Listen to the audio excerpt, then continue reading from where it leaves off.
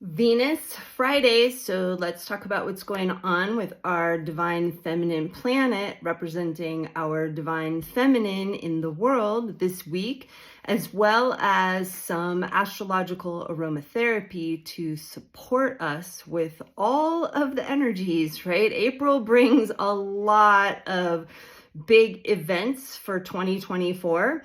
So let's just dive in right now. So Venus just moved into Aries. So we have this fiery aspect of the feminine, a serving other sign, serving intuition, getting more connected to our intuition through the feminine over this coming time with Venus and Aries, as well as like that individual power and strength of the feminine, right? The beingness of being in the feminine, the yin side of things. So it adds a bit more of like an action oriented element to it, right? Standing in our power with our courage, building that power with that fire, right? So we have that opportunity while Venus is in Aries for this whole entire time until I think it's the 29th that Venus moves into Taurus. So most of this month. But the big event, well, first let's talk about Saturday. Venus will come into a sextile with Pluto. So the divine feminine comes into this flowing relationship with our underworld planet Pluto that is always trying to help us come into greater empowerment, often through feeling experiences. Maybe we feel disempowered, right? So that aspect of the feminine, especially while Venus is in Aries, could come up for us on Saturday of like, I just don't feel like I'm like all the way where I want to be. I'm not standing in my own power and strength, right? So Pluto, the gift is like, it wants us to feel that. So then we make those changes and shifts to step into more empowerment, right? We clear that, which is perfect during this like eclipse portal, Mercury's retrograde. And then we're moving on Sunday. Venus and the moon will meet for our final chakra gate in the Venus in the morning star time. So Venus has disappeared out of the morning sky for me. I can no longer see her. She's too close to the sun as she's starting her underworld journey, traveling on the other side of the sun from us. So on Sunday, when that crescent moon, just before the new moon, the big event on Monday, meets with Venus, we move through our final chakra, the Earth Star Chakra. If you're unfamiliar with the Venus cycle, you can find more on my website, SheridanSemple.com or VenusAlchemy.com. Both of our sites have this great little 12-minute video that Kaylin and I did about the Venus cycle, so you can look there. So I'm just going to kind of keep rolling with that for right now and not go down the wormhole of explaining all of that. But we move into the Earth Star Chakra on Sunday. So that is the chakra that's a little below our feet, like down into the earth. And it's what really grounds us into the magnetic core of the earth. It's what really connects us into the earth, makes us one with the earth and able to connect with each other through that place in the earth. So it's a really powerful chakra about grounding, earthing, really getting connected. So that's another offering of the feminine over this week as well, is just really grounding in. So Aries fire kind of wants to go up and out.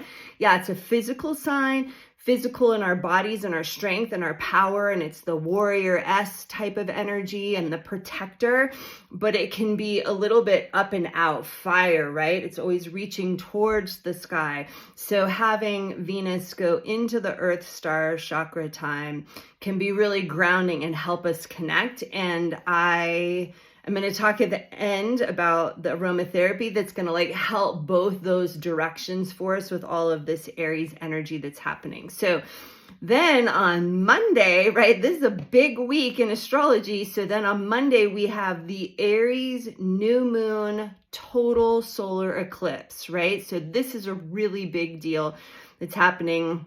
I'm sure you've been seeing things about it in your feed, on the news, everywhere you turn. It's all about the eclipse. So that's on Monday in Aries, right? So The crescent moon meets with Venus, Earth Star Chakra, Venus moving into the underworld, and then we have the total solar eclipse, and we end and close the eclipse portal that opened on the lunar eclipse a couple of weeks ago. So the solar eclipse, the eclipse season comes to a close, but on the solar eclipse, it's an amazing time to like hold in your mind and plant seeds of what you want to be growing in the years to come, right? So the eclipse is this amazing time where it's like day and then it's night and then it's day again in this really short amount of time. And it can feel very kind of disorienting. Like later in the day, you're like, whoa, what happened? I feel like I've lived through a whole entire day in just these few hours, right? So it's this amazing time of when the sun, the moon, and the earth are all aligned together. That's what the nodes are. If you're into, if you study astrology, it's where the path of the moon and the path of the sun meet in alignment with the earth. So it's like spirit, the sun, meets with soul, the moon, meets with matter, the earth, right? So it's an incredible time to be really clear on what it is that you want to be growing, manifesting, creating in the time, the years to come. So it's a good time to be outside, whether you can see the eclipse or not. Be grounded, right? Get your feet on the ground. So I'm going to talk about a couple other things, but first I want to talk about the aromatherapy. So I think red pine, so the essential oil that comes from the red pine tree is an amazing one. Pine, conifers, right? What's not to love about like pine trees and that smell, right? It's like Christmas kind of, although firs are often used as Christmas trees, sometimes spruce, but pine has these longer needles. It's a very sweet smelling essence. You can even like taste it. I like to put a little on my hand. And then I'll add some to my throat and neck. So red pine I love for Aries because it's a more masculine type of energy, which is what Aries really is, more on the yang side of things. It's a big, tall tree, so it's really grounded into the earth, but it's reaching and connecting to the cosmos. So I think this is an amazing essence to use during this time, right? So it really helps us with respiratory things. It helps us to get into our body, but in a really strong, powerful way, which is what Aries is all about. It's also, this is an amazing essence to use for like liver stuff, any kind of pain, any kind of like bug things you might be fighting off. Red pine is a strong protector type of essence, which is also another aspect of Aries, but also helping us ground through this eclipse portal, the solar eclipse, Venus in Aries, this eclipse in Aries, right? All of this kind of energy converging. Red pine will be an amazing support to help us come back into and stay in our center of power, which is what Aries is all about. Okay, continuing on, a couple more things. So yeah, it's not over with the eclipse this week, people, right? So on Wednesday, Mars will meet with Saturn. So Mars is now in the morning sky, right? Venus has disappeared from the morning sky. There may be some people that can see it because I'm hesitant to always say like, Venus is gone now, because I have seen Venus when we're like not supposed to see Venus anymore, but I can't see Venus anymore where I live in the mountains in Colorado.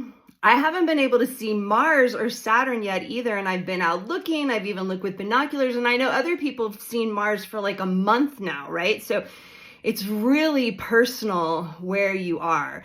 But Mars and Saturn meet together on Wednesday. So this is that yang, action-oriented energy, the divine masculine, meeting with Saturn, which is a very middle world, practical, kind of like boots on the ground energy. They're both in Pisces, which is much more like watery, feeling, emotional realm, healing realm, right? So I think there's an opportunity with this conjunction of more healing around the masculine and how that plays out in our world. So as the feminine's coming into more of her power with Aries, this eclipse, the Earth Star Chakra, connecting to Mother Earth, Mars will be meeting with Saturn in Pisces, offering more healing, of bringing more balance and empathy and a healthier aspect to the divine masculine in our real world where we experience it. So again,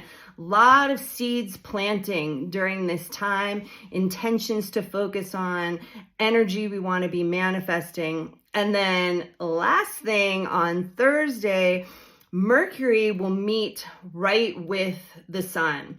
So Cazimi, right in the heart of the sun. So Mercury is close to the sun and the solar eclipse, and Chiron, oh, I forgot to mention, Chiron is like exactly conjunct this solar eclipse. I mean, to the degree and minute, it's pretty incredible. So we have this Pluto healing with Venus on Saturday, and then Chiron with this new moon eclipse, right? So a lot of like healing of like our deepest like core wounds that really block that place where we stand in our power. We have our courage. We are the protector, right? It's like the Wonder Woman aspect. That's a great image for Venus in Aries, is like stepping into our Wonder Woman.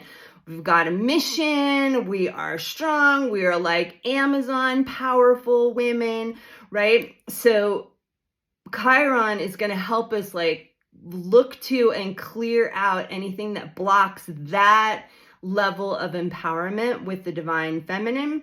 And then Mercury retrograde is going to be crossing over all of this back and forth, and it comes into that exact conjunction with the sun on Thursday. So a lot of the messenger of the gods and the goddesses there guiding, helping us through this underworld alchemical transformation. And don't forget, use your red pine. So I love, like, a great grounding exercise is putting it on my sacrum, on the bottom of my feet, and then getting out, putting my feet on the grass, or just putting it like down my chakra center along my torso, and just asking this beautiful pine tree to like help ground us and help us step more into this empowerment of the feminine in Aries, creating what we want to see happening in the world. All right, thanks for listening.